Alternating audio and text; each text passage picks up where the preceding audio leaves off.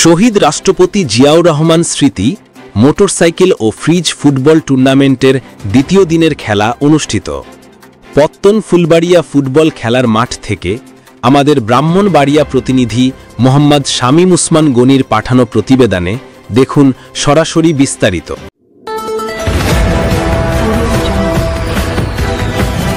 বিশ্বজুড়ে ব্রাহ্মণবাড়িয়ার news24.com-এর পক্ষ থেকে সবাইকে স্বাগতম।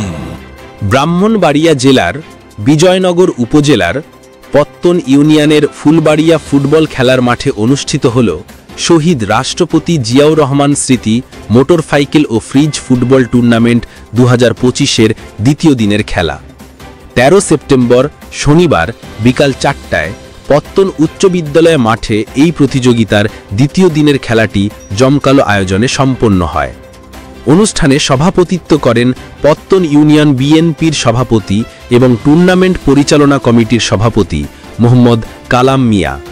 সঞ্চালনায় ছিলেন ব্রাহ্মণবাড়িয়া জেলা ছাত্রদলের সাবেক সহসাংগঠনিক সম্পাদক কৃষিবিদ মোহাম্মদ সাইনুর রহমান হৃদয়। অনুষ্ঠানে প্রধান অতিথি হিসাবে উপস্থিত ছিলেন সিঙ্গারবিল ইউনিয়ন বিএনপির সাংগঠনিক সম্পাদক মোহাম্মদ ইফতিয়ার উদ্দিন ইকতার। বিশেষ অতিথি ছিলেন বিজয়নগর উপজেলা যুবদলের যুগ্ম আহ্বায়ক ও টুর্নামেন্ট পরিচালনা কমিটির সাধারণ সম্পাদক মোহাম্মদ সায়েম ইকবাল বুখারী মোল্লা। অন্যান্য সম্মানিত অতিথিদের মধ্যে উপস্থিত ছিলেন পত্তন ইউনিয়ন বিএনপির নেতৃবৃন্দ মানিক সরকার, হাবিবুল্লাহ ভূঁইয়া, আলফু মিয়া, সোহাগ ভূঁইয়া, আজাদ মিয়া, আলী আজম, ইউনিয়ন ছাত্রদল সভাপতি ইকবাল ভূঁইয়া, ইউনিয়ন যুবদলের সভাপতি আনু খা, সাবেক ছাত্রদল নেতা কৃষিবিদ সাইনুর রহমান হৃদয়, স্বয়ংসেবক অর্থাৎ ভলেন্টিয়ার জাহাঙ্গীর সাহা, ইউনুস, তাজু, ইয়াকিন প্রমুখ।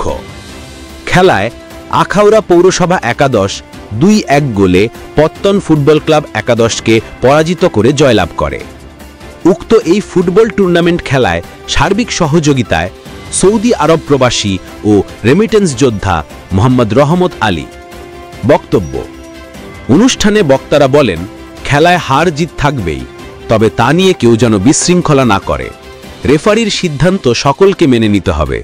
তারা আরও বলেন, মাদকমুক্ত সমাজ গঠনে যুব সমাজকে খেলাধুলার মাধ্যমে সম্পৃক্ত করা জরুরি।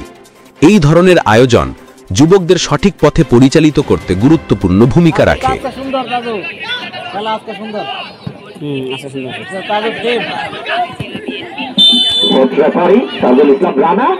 আজকে কিন্তু ম্যাচ পরিদর্শনের দায়িত্বে রয়েছেন মধ্যমাঠে ইমরান।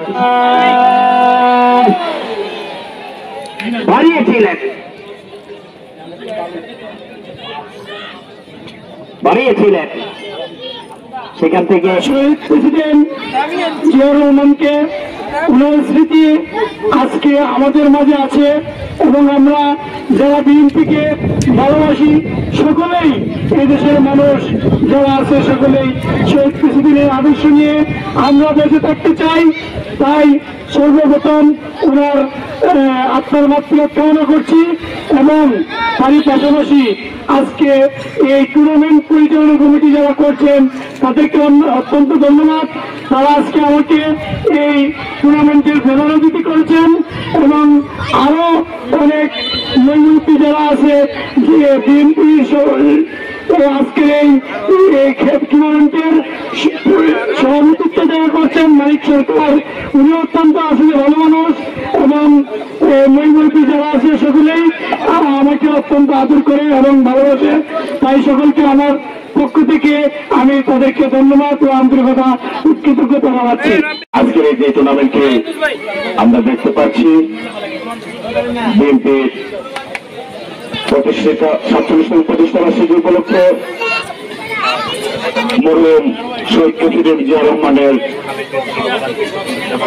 মোটরসাইকেল ফ্রিজ আজকে যিনি সভাপতিত্ব করছেন আমাদের শ্রদ্ধাভাজন ব্যক্তিত্ব বিজয়নগর উপজেলা বিএনপির সংগ্রামী সদস্য আমার শ্রদ্ধাভাজন ব্যক্তিত্ব জনাব মানিক সাধক, আমাদের শ্রদ্ধাভাজন ব্যক্তিত্ব জনাব ইফতিয়ার উদ্দিন ইকতার ভাই, যিনি বিশেষ অতিথি হিসেবে আমাদের মাঝে উপস্থিত হয়ে জনাব হাবিবুল্লাহ ভূঁইয়া, যিনি বিশেষ অতিথি হিসাবে আমাদের মধ্যে উপস্থিত হয়েছেন মুজিবুর সরকার সহ বিজয়নগর সংগৃহীত আসনের ধানের শেষের একমাত্র কান্ডারি এবং এই টুর্নামেন্টের সকল সদস্যবৃন্দদের পক্ষ থেকে বিশেষ করে সাইনিকার বুখারি মোল্লা এবং হৃদয় যে পরিশ্রমটা করছে তাদের পক্ষ থেকে বিজয়নগর উপজেলা স্বেচ্ছাসেবক দলের পক্ষ থেকে আন্তরিক অভিনন্দন এবং মরপত্র। যে আমরা এই খেলাটা শহীদ প্রেসিডেন্ট জিয়াউর রহমানের 47তম প্রতিষ্ঠাবার্ষিকী উপলক্ষে আমরা এই টুর্নামেন্ট উপহার দিছি। আপনারা যারা অংশগ্রহণ করছেন আপনাদেরকে আমাদের পত্তন ইউনিয়ন বিএনপির পক্ষ থেকে ধন্যবাদ। তবে আমার একটা বিশেষ কথা হলো আমাদের পত্তনকে এখানে যারা মেহমান হিসাবে খেলতে আসছে তোমরা তাদের সাথে খারো জিত যাই হোক কিছুতেই কোনো খারাপ আচরণ করতে পারবা না। যদি কালো ভালো না লাগে মাঠ ত্যাগ করবা। রেফারি ডিসিশন চূড়ান্ত ডিসিশন। রেফারি কাউকে যদি কোনো কিছু বলে যদি কেউ অমান্য করো আর এখানে কোনো প্রতিহিংসামূলক কথাবার্তা বলো মাঠে বিশৃঙ্খলা সৃষ্টি করো রেফারির এই তোমার উপরে যে বিচার করব এটার পরে আমরা কিন্তু এখানে স্থানীয়ভাবে একটা বিচার করুন মাঠে বিশৃঙ্খলার জন্য। এটা সবসময় মাথায় রাখবো।